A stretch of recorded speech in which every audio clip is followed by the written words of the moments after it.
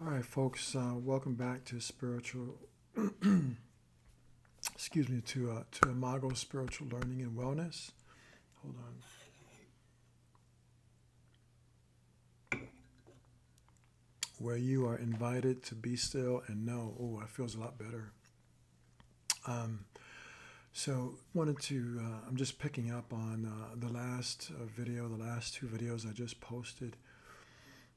Um, the last one being how asking this one question of yourself can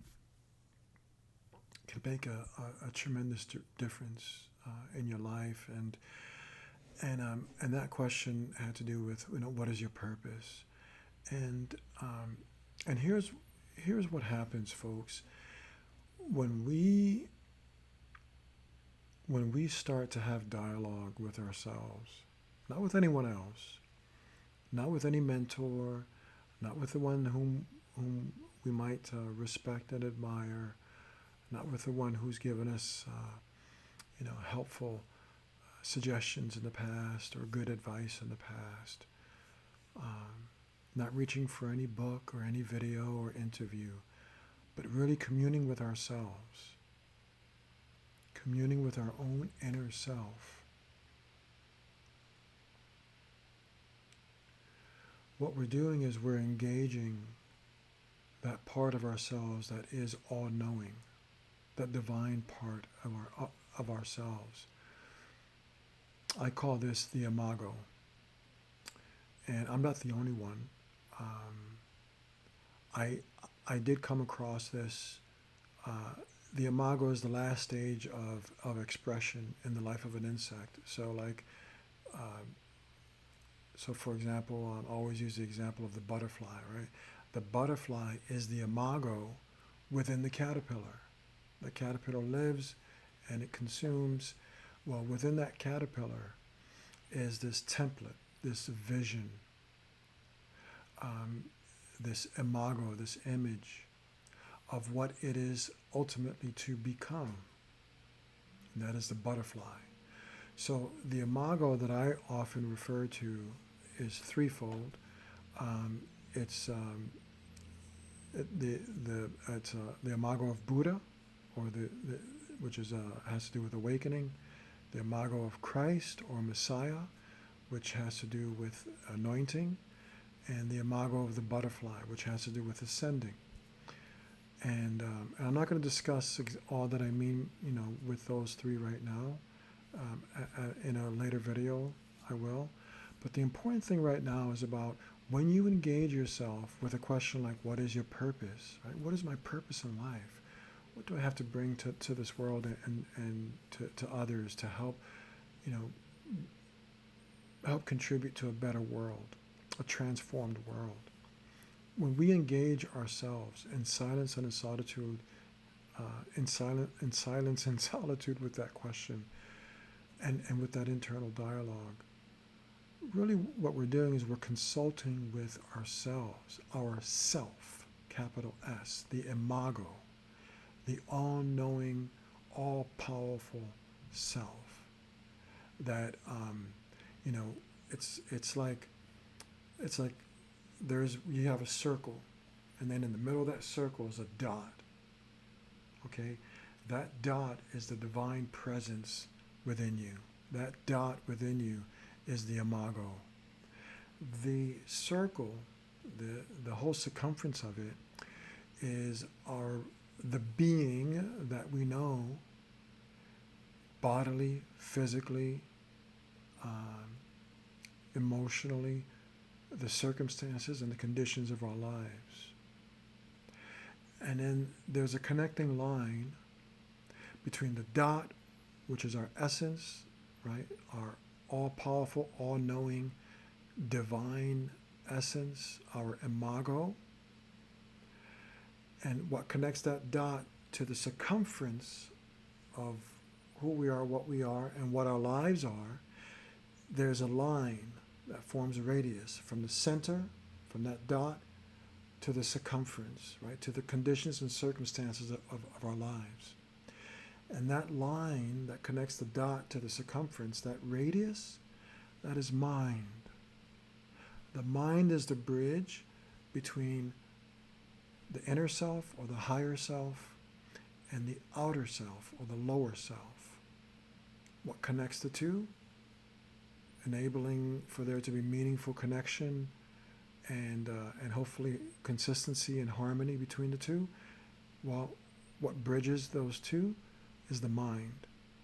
And so when we engage with ourselves in silence and solitude, in internal dialogue, in prayer and meditation, asking ourselves questions, we are engaging with our Imago, with our center, our power center. And when we clear our minds by eating the right foods and drinking the right things and exercising and exercising our body and our mind and doing all those things that promote a healthy ecosystem within ourselves, which helps to nurture a healthier mind, a clearer mind, then that mind has more structural integrity to bridge the gap between our inner self and our outer self, our higher self and our lower self. So by cultivating a right mind, a mind that is even-tempered, that is reasonable and rational, a mind that is also intuitive, where the intuitive faculties are really clarified and refined through right eating, right drinking, right doing, right living, then we are enabling ourselves to be more consistent and more in harmony within ourselves. And that gives us more power. That gives us more power to do what? More power to do whatever it is that we may desire or envision to do, whatever that may be. You know, some may have aspirations and ambitions for this and that, for grand things, for small things, for things in between, whatever it may be. But we will find ourselves empowered and enabled more consistently and more impactfully when we cultivate a right mind and we're not given over to excesses. And I know, as one who has spent plenty of time and spent plenty of energy in the past given over to excess of this or that, I know what it can be like to live in a space of being that is out of sorts, out of harmony with itself. And I still deal with that in degrees. And I still have much work to do on myself, my character, my thoughts, my mind, my inner connections.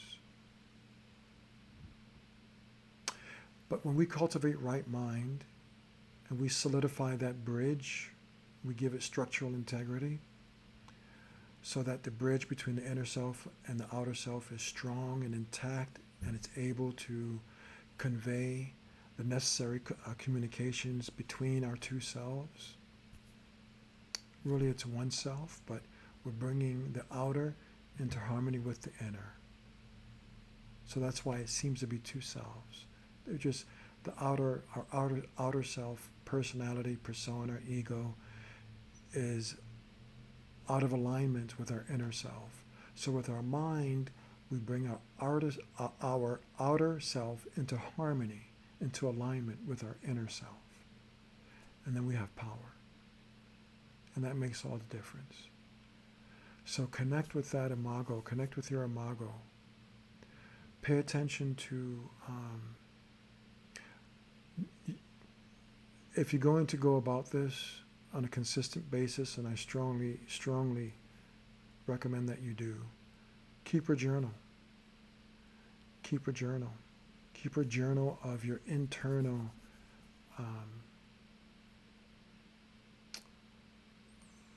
of the internal happenings.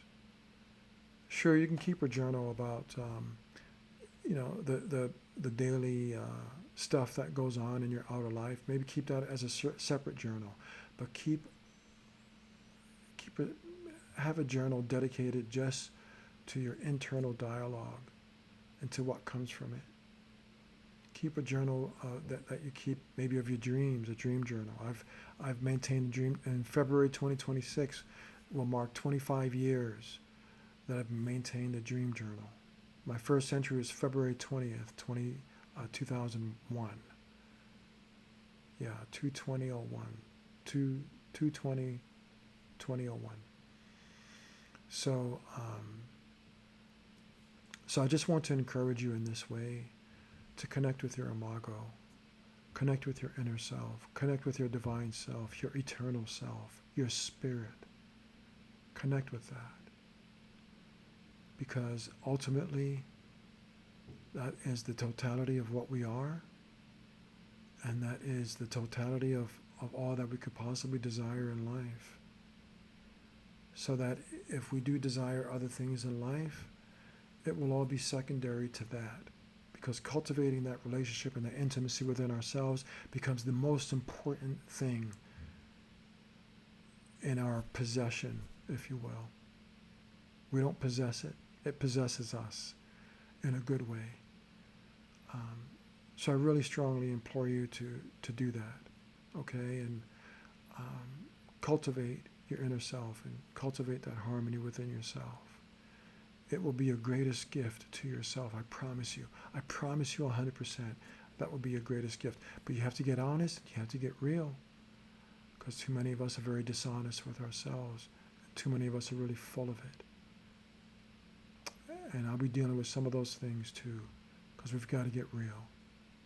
Okay. And anyway, I just wanted to leave you with that, and I wish you many, many blessings to you and to all that pertains to you. And thank you so much for spending this time with me here in Imago Spiritual Learning and Wellness. So blessings. Be well.